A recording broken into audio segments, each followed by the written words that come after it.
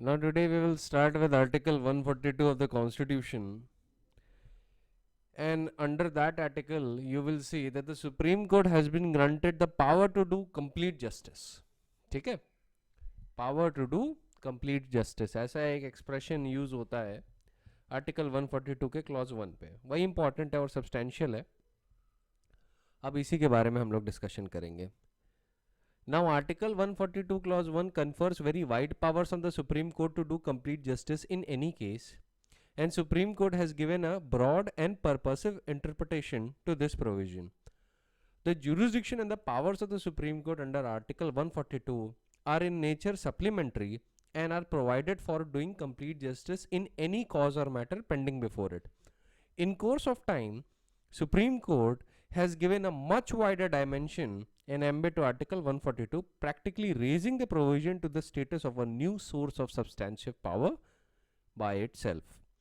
Now, Article 142 Clause 1 contains no limitations regarding causes or circumstances in which the power can be exercised, nor does it lay down any condition to be satisfied before such power is exercised. The exercise of power is left completely to the discretion of the Supreme Court. However, it is an extraordinary jurisdiction vested by the Constitution with implicit trust and faith in the Supreme Court. Extraordinary care and caution has to be observed while exercising this jurisdiction. Now, referring to Article 142 Clause 1, Supreme Court said in the case of Supreme Court Bar Association versus Union of India, his citation is AIR 1998, Supreme Court, page number 1895, that indeed the Supreme Court is not a court of restricted jurisdiction of only dispute settling. The Supreme Court has always been a lawmaker, and its role travels beyond merely dispute settling. It is a problem solver in nebulous areas. In the same case, Supreme Court described the nature of its power under Article 142 as follows. The plenary powers of Supreme Court under Article 142 of the Constitution are inherent in the court and are complementary to those powers which are specifically conferred on the court by various statutes, though are not limited by those statutes. These powers also exist independent of the statutes with a view to do complete justice between the parties. मतलब supreme court कह रहा है कि जो power हमारे में wasted है ना, ये स्टैट्यूट से इंडिपेंडेंट है, and it is in addition to the statutes, not alternative to it. ठीक है, this power exists as a separate and independent basis of jurisdiction apart from the statutes. It stands upon the foundation and the basis for its exercise. It may be put on a different and perhaps even a wider footing to prevent injustice in the process of litigation and to do complete justice between the parties. The plenary jurisdiction is thus a residual source of power which Supreme Court may draw upon as necessary whenever it is just and equitable to do so, and in particular to ensure observance with the due process of law to do complete justice between the parties while administering justice according to law. Now, Supreme Court has imposed a self-imposed self-restraint upon itself, that Supreme Court will not exercise its power under Article 142 in derogation of a statutory principle या statutory provision. किसी statutory principle के या statutory provision के derogation में Supreme Court ये power exercise नहीं करता है. However, this view of the Supreme Court is not absolute. Of course, there are exceptions to it. लेकिन generally, Supreme Court will not exercise this power, the power to do complete justice, when the effect of exercise of this power is to supplant a statutory provision. Article 142 is curative in nature, and power under Article 142, according to most interpretations of the Supreme Court, is meant to supplement and not to supplant the substantive law applicable to the case under consideration.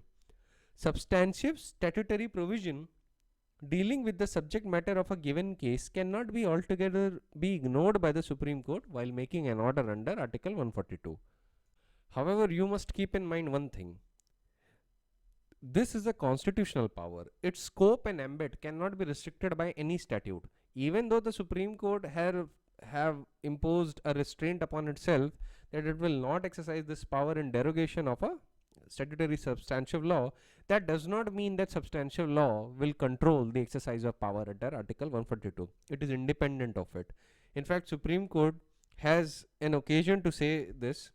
Supreme Court, in the case of Supreme Court Bar Association versus Union of India, said that these constitutional powers cannot in any way be controlled by any statutory provision, but at the same time these powers are not meant to be exercised when their exercise may come directly in conflict with what has been expressly provided in the statute dealing expressly with a subject. Basically supreme court का ये कहने का reason ये है कि अगर मान लीजिए supreme Court starts exercising it's jurisdiction under Article 142 in a way whose effect is supplanting a statutory provision, then everybody will come to the Supreme Court and say and try to make out a case that in their own particular case the statutory provision, the mandatory statutory provision of a substantive law should not be applied. Now if that happens, then the Supreme Court will be overburdened with huge amount of cases, and already Supreme Court is overburdened. But during that time, let us suppose Supreme Court starts exercising Article 142 in a way whose effect is to supplant a statutory provision, then Supreme Court will be thoroughly be overburdened. And in order to avoid that, and also in order to avoid the conflict with the legislative power of the Parliament, Supreme Court has, given this interpretation to Article 142.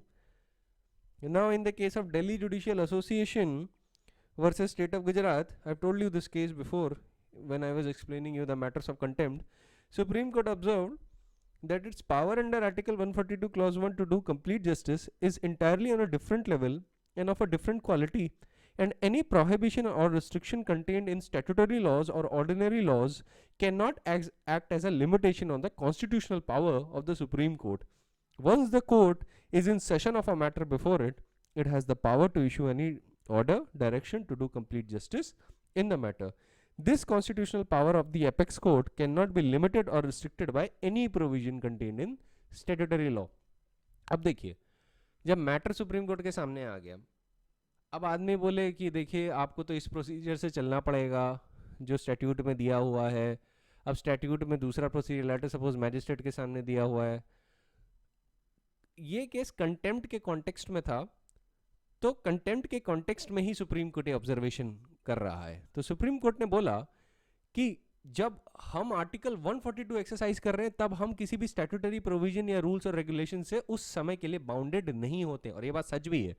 कई बार आप जब भी article 142 का exercise देखेंगे जो कि बहुत ही extraordinary और बहुत पावरफुल प्रोविजन है, वो हमेशा तभी होता है जब बाकी की statutory remedies fail to give any relief. जैसे आपको बताता हूँ, यूपी में लोकपाल नहीं अपॉइंट हो पा रहा था, ठीक है, चीफ मिनिस्टर लोकपाल अपॉइंट करना नहीं चाह रहे थे, तो सुप्रीम कोर्ट ने क्या किया? Supreme Court directly appointed a Lokpal under by exercising its power under article 142. फिर वहाँ पे कोई रूल्स रेगुलेशन फाउंडेशन ये सब नहीं मैटर करती सुप्रीम कोर्ट को. तो जो पावर है ना आर्टिकल 142 की, वो किसी भी ऑर्डिनरी लॉ से कंट्रोल नहीं हो सकती है. फिर union carbide corporation versus Union of India AIR 1992 supreme court page number 248 में भी आर्टिकल 142 का क्या कहते हैं स्कोप सुप्रीम कोर्ट ने बताया. सुप्रीम कोर्ट ने बोला कि the proposition that any provision in an ordinary law irrespective of the importance of the public policy on which it is founded operates to limit the powers of the apex court under article 142 is unsound and erroneous. मतलब जो argument लिया गया था इस case में कि जो ordinary law है वो लिमिट करेगा आर्टिकल 142 का एक्सरसाइज. सुप्रीम कोर्ट ने कहा कि जो उसकी पावर है under article 142, it is on an entirely different level and of a different quality. Prohibitions or limitations or provisions contained in ordinary laws cannot ipso facto act as prohibitions or limitations on the constitutional powers under Article 142. Perhaps the proper way of expressing the idea is that in exercising powers under Article 142 and in assessing the needs of complete justice of a cause or matter, apex court will take note of express prohibitions in any substantive statutory provision based on fundamental principle of public policy and regulate the exercise of its power and discretion accordingly.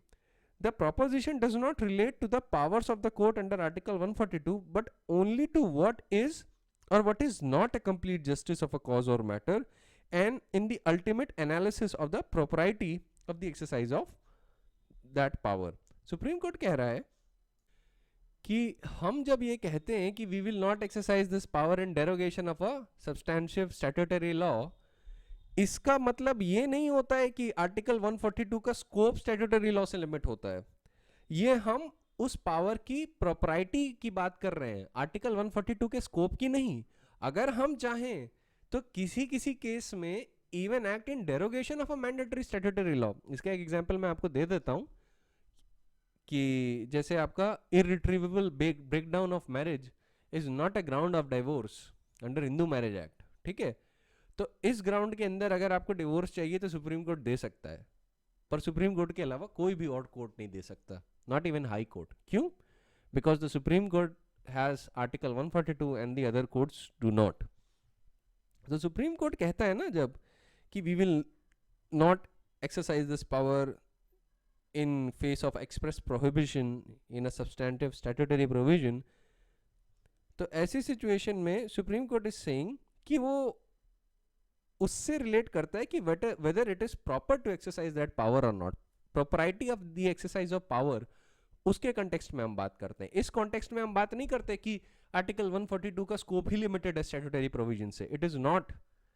ठीक है, अब जैसे एक situation जान लीजिए, high court को छोड़ो, high court जैसे आपको पता है सीबीआई इन्वेस्टिगेशन ऑर्डर कर सकते हैं, वैसे ही सुप्रीम कोर्ट भी सीबीआई इन्वेस्टिगेशन ऑर्डर कर सकता है. लेकिन कैसे कर सकता है? स्टैट्यूटरी अगर लॉ आप पढ़ेंगे तो वहाँ तो आपको एक भी प्रोविजन नहीं मिलेगा कोर्ट्स को एम्पावर करते हुए कि courts can order CBI investigation. एक जगह नहीं मिलेगा. Delhi special police establishment act 1946 में बिल्कुल भी नहीं है.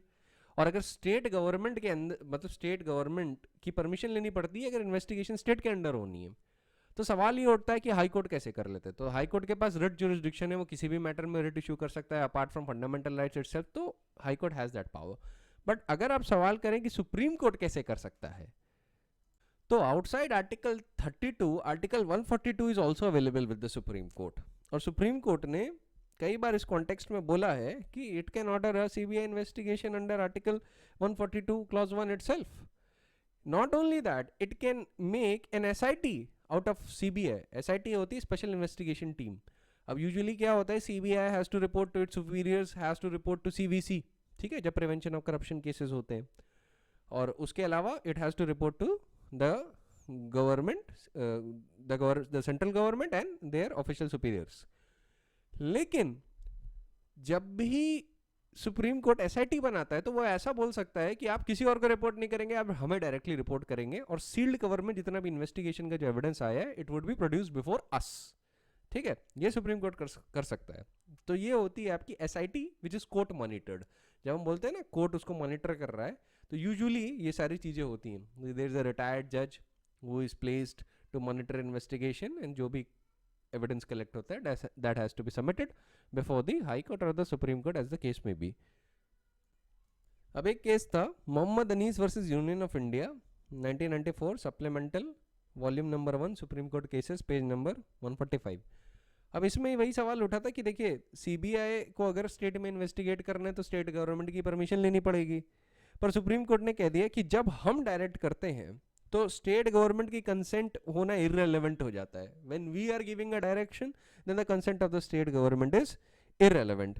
ठीक है, सुप्रीम कोर्ट ने इसी केस में उस कॉन्टेक्स्ट में बोला था कि power under article 142 can not be diluted merely because the act in question stipulates that the state government's permission is necessary if the CBI has to investigate any offence committed within the territorial jurisdiction of a state government.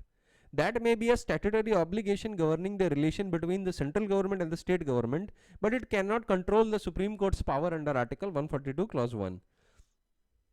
This requirement of permission has no relevance to the apex court under Article 142 Clause 1. वैसे ही Supreme Court ने Vineet Narayan versus Union of India के case में बोला था कि the Supreme Court has ample powers conferred upon itself by the Constitution under Article 32, 141, 142 and 144 to issue necessary directions to fill the vacuum until the legislature steps in to cover the gap or discharge its role. मतलब supreme court कह रहा है कि वो एक law making function exercise कर सकता है इन आर्टिकल्स के through. Even though the subordinate legislation जो सुप्रीम कोर्ट जब अपने रूल्स बनाता है ना आर्टिकल 145 में, तो उसका जो इफेक्ट होता है वो लेजिस्लेशंस की तरह होता है. ठीक है, अंटिल द पार्लियामेंट में by law otherwise prescribe. Article 145 एक और सिचुएशन के लिए याद रखिएगा कि ये जो है ना कि कॉन्स्टिट्यूशन बेंच जो है वो 5 जजेस या 5 से ज़्यादा स्ट्रेंथ की होगी, ये आर्टिकल 145 ही प्रिस्क्राइब करता है कि when ever the question is regarding interpretation of the constitution at least 5 जजेस विल सिट. ठीक है, तो आप जब भी गाइडलाइंस देखते हैं ना जो नई नई आती हैं, विशाखा गाइडलाइंस, फिर DK Basu versus State of West Bengal में अरेस्ट को लेके दुनिया भर की चीज़ें जब भाई आप देखते हैं जो नई नई कोर्ट गाइडलाइंस फ्रेम करता है, उनका इफेक्ट लॉ का होता है. पर वो गाइडलाइंस फ्रेम करने के लिए जो एम्पावर्ड होता है it is because of these articles, article 32, 141, 142 and your article 144. Article 144 क्या कहता है? ऑल अथॉरिटीज वेदर सिविल और judicial shall act in aid of Supreme Court. जो भी अथॉरिटी हो, जो भी अथॉरिटी जो इंडिया में है, ठीक है, वो सुप्रीम कोर्ट की एड में काम करेगी. It's is very necessary. अब जरा मैं आपको कुछ लिमिटेशंस की बात कर देता हूँ. ठीक है, इस आर्टिकल का मतलब ये भी मत समझ लीजिएगा कि सुप्रीम कोर्ट जो है ना वो पूरी CRPC को बाईपास करके किसी को डेथ सेंटेंस सुना सकता है. कि let us suppose trial court में अभी ट्रायल शुरू नहीं हुआ, सुप्रीम कोर्ट को लगता है कि भाई यही गिल्टी है, अब बिना ट्रायल के, बिना एविडेंस कलेक्ट किए आर्टिकल 142 एक्सरसाइज करते हुए वो किसी को मौत की सज़ा सुना के एग्जीक्यूट नहीं करवा सकता. ये भी लिमिट ये लिमिट है उसके ऊपर. ठीक है, वैसे ही Supreme Court can not exercise article 142 in derogation of the fundamental rights, है ना. जैसे आपका आर्टिकल 20 है, आर्टिकल 20 के ही कॉन्टेक्स्ट में मैं बात कर रहा हूँ. आर्टिकल 20 कहता है कि इन्हेंस्ड पनिशमेंट के लिए क्या कहते हैं, a party won't be liable if at the time of commission of the offence the sentence was lesser, है ना. जैसे निर्भया रेप केस के बाद 2013 की अमेंडमेंट एक्ट आई, क्रिमिनल लॉ अमेंडमेंट एक्ट, तो जो रेपिस्ट थे वो तो प्रीवियस लॉ से ट्राई होंगे, वो न्यू लॉ से नहीं ट्राई होंगे जो ज़्यादा स्ट्रिंजेंट था. तो सुप्रीम कोर्ट ये नहीं कर सकता कि आर्टिकल 142 एक्सरसाइज करे और जो protection from x post facto law है उसको नालिफाई कर दे. ठीक है, ये नहीं कर सकता supreme court. Similarly supreme Court और क्या नहीं कर सकता? सुप्रीम कोर्ट जैसे मान लीजिए किसी लॉयर को पनिश कर रहा है कंटेम्प्ट के लिए, जैसे कि विनय चंद्र मिश्रा के केस में किया था. अब उस केस में लॉयर को कंटेम्प्ट के लिए सज़ा देने के बाद उन्होंने उसका लाइसेंस भी कैंसिल कर दिया. अब होता ये है कि जो लाइसेंस कैंसिल करने की अथॉरिटी है वो बार काउंसिल है. तो अब सवाल ये उठता था कि क्या सुप्रीम कोर्ट आर्टिकल 142 में पूरा सप्लांट कर सकता है स्टेट बार काउंसिल या बार काउंसिल ऑफ इंडिया को? तो सुप्रीम कोर्ट ने जब जजमेंट का रिव्यू किया था तो उन्होंने बोला था कि नहीं, ये नहीं कर सकते, क्योंकि even though the Supreme court is appellate authority, अगर आप बार काउंसिल या स्टेट बार काउंसिल के जुरिसडिक्शन से एग्रीव्ड है तो you can approach the Supreme court, that is another matter. लेकिन इसका मतलब ये नहीं कि सुप्रीम कोर्ट उन दोनों को बाईपास कर दे और खुद ही directly as a court of first instance उनका लाइसेंस कैंसिल कर दे. ठीक है, तो ये सारी चीज़ें नहीं कर सकता. ये सुप्रीम कोर्ट का ही व्यू है जो सुप्रीम कोर्ट ने विनय चंद्र मिश्रा के केस में बताया था. ये रिव्यू वाला पार्ट है. ओरिजिनली क्या किया था, उन्होंने लाइसेंस कैंसिल कर दिया था, पर जब रिव्यू हुआ तो रिव्यू करने के बाद सुप्रीम कोर्ट ने ये इतना एक्सपेंसिव जो पावर एक्सरसाइज की थी उसको थोड़ा टोन डाउन कर दिया. पर याद रखिएगा ये व्यू सुप्रीम कोर्ट के ही हैं. सुप्रीम कोर्ट को अगर समय के साथ नीड लगी तो वो अपना ये व्यू भी बदल सकता है. ठीक है, ऑलवेज रिमेंबर कि मैं जो भी व्यूज और लिमिटेशन बता रहा हूँ ये सुप्रीम कोर्ट ने सेल्फ इम्पोज करके रखी हैं, है ना. अगर सुप्रीम कोर्ट चाहे तो एक एक्सपेंसिव इंटरप्रिटेशन भी कर सकता है, कहते कि ये भी लिमिटेशन नहीं है, तब सिचुएशन डिफरेंट हो जाएगी. लेकिन हाल के लिए यही लिमिटेशंस हैं और एग्जाम में जब भी आप लिमिटेशंस में लिखेंगे तो यही पॉइंट मेंशन करेंगे. ठीक है, और सबसे इंपॉर्टेंटली ये मेंशन करेंगे कि article 142 can not be pressed into service in a situation where action under that article would amount to contravention of a specific provision of the act. ठीक है, let's take for example the case of MC Mehta versus Kamalnath, 2006, volume number 6, Supreme Court cases, page number 213. So in that case, the question was that the court awarded damages against the respondent under the polluter pays principle, and there was a further question that whether the court under Article 142 impose pollution fine on the polluter under the statutes such as Water Pollution and Control of Pollution Act 1974, Environmental Protection Act 1986, and Air Prevention and Control of Pollution Act 1981. Supreme Court ruled that to impose punishment under any of these acts, the polluter must be tried in a court, and if the offence is proved, then alone he can be punished. Article 142 cannot be pressed into aid in such a situation, for to impose fine upon the polluter would amount to contravention of the specific statutory provision. Supreme court कह रहा है कि अगर आपको उसके under act करना है तो आपको उसके प्रोसीजर और उसके लॉ के हिसाब से चलना पड़ेगा, ये जो एक्ट्स थी इनके हिसाब से चलना पड़ेगा. आर्टिकल 142 नहीं यूज हो सकता to bypass all the statutory provision and impose a fine as is mentioned in that statute. अब एक दूसरे केस पे आ जाते हैं, ये क्रिमिनल जस्टिस से रिलेट करता है. ये Chandrakant Patil versus state. It's citation is AIR 1998, Supreme Court, page number 1165. Now in this case the appellant was convicted under TADA, ठीक है, and sentenced to 5 years rigorous imprisonment. While hearing an appeal filed by the accused, Supreme Court found that the sentence was inadequate and enhanced the sentence to 10 years imprisonment to meet the end of justice. The question was that whether the Supreme Court could enhance the sentence as criminal procedure had no such provision.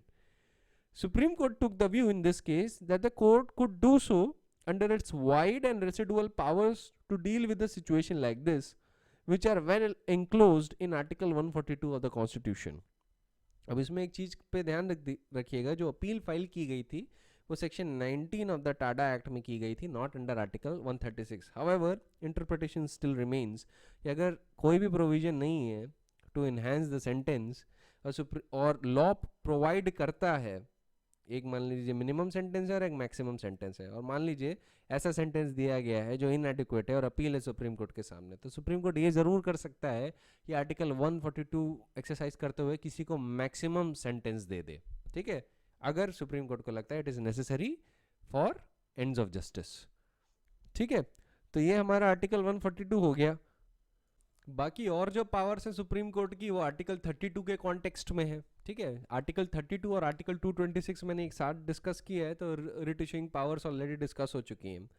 यही mostly जितनी भी बातें मैंने की हैं except special powers of the Supreme Court under article 142, 141, 144, उनको अगर छोड़ दें तो हाई कोर्ट के पास सबसे अच्छी पावर्स हैं, वो भी रिट जुरिस्डिक्शन की हैं. तो मैंने आर्टिकल 32 और 226 एक साथ डिस्कस किया था, तो उस पर हम लोग दोबारा डिस्कशन नहीं करेंगे. सुप्रीम कोर्ट की आप इन पावर्स का भी ध्यान रखिएगा कि वो कौन कौन से अलग अलग ऑर्डर्स या डायरेक्शन दे सकता है. जैसे कि आपका जो ये वाला केस है Bhim Singh versus State of Jammu and Kashmir, यहाँ पे आर्टिकल 21 के वायलेशन में 50,000 रुपीज़ कंपनसेशन दिया था. तो ये सारी चीज़ें ऑलरेडी डिस्कस हो चुकी हैं, तो इनको रीइटरेट नहीं करेंगे क्योंकि इनको रीइटरेट करना हमारा टाइम वेस्ट हो जाएगा. कोर्ट कंपनसेशन भी अवॉर्ड कर सकता है आर्टिकल 32 में, अदर्स ऑर्डर्स एंड डायरेक्शन दे सकता है. It is not bound by the technical rules of writ issuance जो कि यूनाइटेड किंगडम में है ना. It is not just bound by those 5 writs. जब मैंने आपको बताया था ना कि रिट्स इन द नेचर का क्या मतलब है, एसेट्रा एसेट्रा, उन सारी चीज़ों का ध्यान रखिएगा. अब एक चीज़ याद रखिएगा कि जो जुडिशियल रिव्यू है वो basic feature of the constitution है. आई थिंक मैं आपको पहले भी बता चुका हूँ, L Chandra Kumar versus Union of India का जजमेंट है. Judicial review is the basic feature of the constitution. और जब भी आप जुडिशियल रिव्यू पर लिख रहे होंगे ना, तो जुडिशियल रिव्यू का कोई एक आर्टिकल नहीं है. Judicial review is not just confined to article 32, but when you read article 32, article 136, article 141, 142 and 144 together, then you will find that the court not only has the power of judicial review but enforces judgment as well. तो ये articles together supreme court को एक competent court बनाते हैं. ठीक है, वैसे ही high Court के कॉन्टेक्स्ट में आर्टिकल 226 है जो उसे एम्पावर करता है जुडिशियल रिव्यू के लिए, है ना, रिट इशूइंग ज्यूरिसडिक्शन। देखिए रिट जो होता है ना वो बड़ा पावरफुल ज्यूरिसडिक्शन होता है, इसको लॉर्ड्स प्रिरोगेटिव भी कहा जाता था, और ये एक्स्ट्रॉर्डिनरी रेमेडी हुआ करती थी यूके में, यूनाइटेड किंगडम्स में। हमारे यहाँ ये ऑर्डिनरी लोगों को अवेलेबल है, मतलब इन थ्योरी ऑर्डिनरी लोगों को अवेलेबल है, प्रैक्टिकली तो लॉयर्स ही नहीं लोग अफोर्ड कर पाते इन कोर्ट्स के लिए, बट नॉनदलेस एग्जाम में लिखना है तो आप वहाँ पे यही सब चीज़ें लिखेंगे। जो रिट इशुएंस के लिए जितनी भी बात होनी थी हम लोग ने पहले ही कर ली है। आर्टिकल 144 पे एलैबोरेशन की कोई ज़रूरत ही नहीं है, वो एकदम स्ट्रेट फॉरवर्ड आर्टिकल है। All authorities civil and judicial in India are under an obligation to act in the aid of Supreme Court. वो आर्टिकल अपने आप में बड़ा एक्सप्रेस है, उसमें आप लिबरली जो जो सोच सकते हैं वो आ सकता है सुप्रीम कोर्ट के हिसाब से। और ध्यान रखिए आर्टिकल 144 से हाई कोर्ट भी बाउंड है। हाई कोर्ट ये नहीं कह सकता कि we are independent of it, no, all authorities, all expression का यूज़ किया गया है ना, तो जितनी भी हैं, और उसमें सिविल और जुडिशियल अथॉरिटीज दोनों ही मेंशन किया गया है, वो क्लैरिफिकेटरी इन नेचर है। ये जो एक्सप्रेशन है ना सिविल एंड जुडिशियल, ये क्लैरिफिकेटरी इन नेचर है कि जिससे कोई डाउट ना रह जाए रीडर्स के माइंड में। देखिए जब भी किसी अथॉरिटी के ऊपर वाइड पावर्स कन्फर करनी होती है ना, तो हमेशा आप देखेंगे जो लैंग्वेज है, चाहे वो स्टैट्यूट की हो चाहे वो कॉन्स्टिट्यूशन की हो, वो बड़े ही कम शब्दों में होती है, और वो डेलिबरेटली कम शब्दों में होती है, और वो डेलिबरेटली बड़े ही वाइड शब्दों में लिखी होती है। वो इसीलिए लिखी होती है क्योंकि इंटेंशन ही है वाइड पावर कन्फर करने का, और जब भी लिमिटेड पावर कन्फर करने का इंटेंशन होता है तो वो बड़ा ही डिटेल्ड लिखा जाता है, ठीक है। जब भी आप, एक मैं आपको बता देता हूँ रूल स्टैट्यूटरी इंटरप्रिटेशन का, जब भी आप देखेंगे कोई प्रोविजन बड़ा डिटेल्ड है, ठीक है, बहुत डिटेल्ड है, और फिर उसमें एक्सप्रेस लिमिटेशन भी लिखी है, रिस्ट्रिक्शन भी लिखी है, तो इसका मतलब ही यही है कि बहुत वाइड पावर कन्फर करने का इंटेंशन नहीं है। अगर स्टैट्यूट है तो पार्लियामेंट का या स्टेट लेजिस्लेचर का, एज द केस में भी, और अगर कॉन्स्टिट्यूशन है तो फ्रेमर्स ऑफ द कॉन्स्टिट्यूशन का बहुत वाइड पावर कन्फर करने का इंटेंशन नहीं है। तभी आप कई जगह पाएंगे कि जब भी हाई कोर्ट और सुप्रीम कोर्ट के रिट ज्यूरिसडिक्शन की बात हो रही है, 142 की बात हो रही है, तो बड़ा ही जनरल एक्सप्रेशन यूज किए गए हैं। पर्पस ही उनका ये है कि वाइडेस्ट पॉसिबल ज्यूरिसडिक्शन कन्फर किया जाए और पावर्स कन्फर की जाए। इसकी वजह से हमारी judiciary is the most powerful judiciary in the world, theoretically at least. और कॉन्स्टिट्यूशन असेंबली में भी इस बात का डर था कि कहीं सुप्रीम कोर्ट सुपर लेजिस्लेचर और सुपर एग्जीक्यूटिव ना बन जाए। इस बात पे भी डिस्कशन हुआ था कॉन्स्टिट्यूशन असेंबली की डिबेट्स में कि there might be a threat कि Supreme Court starts to think of itself as an imperium and imperio, मतलब द एम्परर ऑफ एम्परर्स। ये ना मानने लगे कि वो सुपर लेजिस्लेचर बन जाए या सुपर एग्जीक्यूटिव बन जाए, क्योंकि भाई लेजिस्लेचर और एग्जीक्यूटिव को कॉन्स्टिट्यूशनल नॉर्म्स में काम करना है। लेकिन जब supreme court which is the final authority, supreme court अक्सर कहता है ना कि व्हाट वी से इज फाइनल, तो अगर वही कोई चीज़ अगर कर दे, वही लॉ बनाने लगे, वही उसे एग्जीक्यूट भी करने लगे, तो that would have the tendency of being a super legislature and super executive. क्योंकि पार्लियामेंट में भी at least Parliament is directly responsible to the people, है ना भाई। आपका अगर लोकल एमपी काम नहीं करता, एमएलए काम नहीं करता, आप 5 साल बाद उसे हटा सकते हो। सुप्रीम कोर्ट के जजेस को रिमूव करने का एक ही प्रोसीजर है, और मैं आपको ऑलरेडी बता चुका हूँ कितना मुश्किल है उनको रिमूव करना। वो इतना मुश्किल है कि आज तक एक भी जज ऐसा नहीं है जो रिमूव हुआ उस प्रोसीजर से। सेम हाई कोर्ट जज के लिए भी है। लेकिन हाई कोर्ट जजेस के पास एटलीस्ट सिर्फ रिट जुरिसडिक्शन है ना, सुप्रीम कोर्ट के पास तो आर्टिकल 142 भी है ना। रिट जुरिसडिक्शन तो खैर सुप्रीम कोर्ट का सिर्फ फंडामेंटल राइट तक कन्फाइंड है, but Article 142 is not confined to just fundamental rights. Article 142 is like a brooding omnipresence. ठीक है, वैसे ही एक्सप्रेशन यूज किया जाता है आर्टिकल 14 के कंटेक्स्ट में, द ब्रूडिंग omnipresence. लेकिन article 142 is also a brooding omnipresence, and it is Supreme Court by its interpretation has called it the inherent power of the Supreme Court. तो इन सारी बातों का ध्यान रखिएगा, ठीक है। अब क्यूरेटिव पिटीशन तो मैं आपको ऑलरेडी बता चुका हूँ, तो उस पर इलेबोरेशन करने की ज़रूरत नहीं होगा। पर ध्यान रखिएगा क्यूरेटिव पिटीशन की के कुछ जो रूट्स हैं ना, वो आर्टिकल 142 से भी रिलेटेड होती हैं। It's not just related to article 137, it is also related to article 142 as well. अब जरा हाई कोर्ट को लेकर थोड़ा सा डिस्कशन कर लेते हैं, बड़ा शॉर्ट सा, कि ज़्यादा इस पर इलेबोरेशन करने की कोई ज़रूरत नहीं होगी। अब देखिए हाई कोर्ट भी कोर्ट ऑफ रिकॉर्ड है, जैसे कि मैंने बताया था supreme court court of record है, वैसे ही हाई कोर्ट भी कोर्ट ऑफ रिकॉर्ड है, तो आपको इसका मतलब समझ में आ जाना चाहिए अब तक। Similarly High Court also has the power to punish for contempt of itself, article 215 में। आर्टिकल 226 रिट जुरिस्डिक्शन है, रिट जुरिस्डिक्शन पे हम लोग ऑलरेडी डिस्कशन कर चुके हैं। आर्टिकल 227 है power of superintendence over all courts by the High Court. अब हाई कोर्ट्स जो होते हैं they exercise superintendence over all courts and tribunals which are throughout the territories in relation to which it exercises its jurisdiction. तो मान लीजिए Punjab and Haryana High Court है, ठीक है, तो वो पंजाब और हरियाणा में जितने भी ट्राइब्यूनल्स और कोर्ट्स हैं उनके ऊपर सुप्रिटेंडेंस एक्सरसाइज करता है, ठीक है। ये आर्टिकल आपको याद रखना बड़ा जरूरी है, आर्टिकल 227 याद इस सेंस में रखना है कि पूछा जाता है पावर ऑफ सुप्रिटेंडेंस हाई कोर्ट के पास कहाँ है। अब ये याद रखिए कि पावर ऑफ सुप्रिटेंडेंस क्या कहते हैं किसी आर्म्ड फोर्सेस के ट्राइब्यूनल पे नहीं अप्लाई करेगा, ठीक है।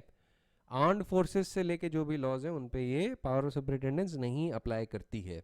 हाउएवर रिट जुरिस्डिक्शन जरूर एक्सरसाइज किया जा सकता है, उसके भी मैं आपको केसेस बता चुका हूँ already, so we will not again reiterate the same topic again. अब सबऑर्डिनेट जुडिशरी का जो टॉपिक है वो इतना खैर इंपॉर्टेंट नहीं है फ्रॉम आर्टिकल 233 टू 237, बट आप उस पर एक नज़र दौड़ा लीजिएगा बस एक बार ऐसे ही सिंपल रीडिंग के लिए। अब सुप्रीम कोर्ट ने बहुत सारे प्रोनाउंसमेंट में ना इनकी जो पोजीशन है सबऑर्डिनेट जुडिशरी की इसको स्ट्रेंथन किया है। और ये सबऑर्डिनेट जो शब्द है इसमें जो सबऑर्डिनेट है it means the subordination to High Court, it does not mean subordination to the executive और लेजिस्लेचर। ये सबऑर्डिनेशन हाई कोर्ट के कॉन्टेक्स्ट में, ठीक है। तो सुप्रीम कोर्ट ने क्या क्या किया है सबऑर्डिनेट जुडिशरी के लिए। Now subordinate courts have been freed from executive control and brought under the control of the concerned high court. Similarly, the disciplinary control over the subordinate court, Western High Court and the Supreme Court has ensured that the High Court exercises this jurisdiction properly and according to principle of natural justice. Now to protect these courts, Supreme Court has assumed the power to punish for contempt of these courts. Likewise, the High Court can also do so. Similarly, the Supreme Court has directed the High Courts not to make any stringent remarks in their decisions against the subordinate judiciary or subordinate judge. Similarly, disciplinary action cannot be initiated against the subordinate judge just for delivering a wrong decision or for making a wrong order. A mistake made by a judge can always be corrected on an appeal. तो उस चीज़ के लिए disciplinary action जज के खिलाफ नहीं हो सकता कि उसने गलत डिसीजन दे दिया या गलत ऑर्डर पास कर दिया। Similarly, the Supreme Court has constantly endeavored to improve the working conditions of the subordinate courts and improve the logistic and infrastructural support to these judges. And this includes the improvements of pay scales and other necessary facilities. जैसा कि आप देख सकते हैं national judicial pay commission ये supreme Court ही बनाता है और सुप्रीम कोर्ट को ही रिपोर्ट करते हैं, फिर सुप्रीम कोर्ट डायरेक्शन पास करता है, ठीक है।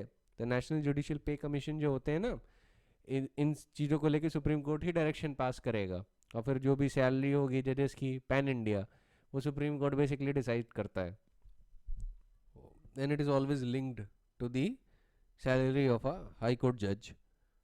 अब तो third national judicial pay commission की रिपोर्ट आ गई है, so if you want you can have a look at that, but खैर अभी वो इतना इंपॉर्टेंट डिस्कशन नहीं है। तो subordinate judiciary from the point of view examinations is not that important. तो हमारा ये भी टॉपिक हो गया, तो आज के लिए इतना ही होगा। Tomorrow we will start the emergency provisions, ठीक है, और इमरजेंसी प्रोविजन के बाद amendability of the Constitution. So that is it for today, I will see you in the next lecture.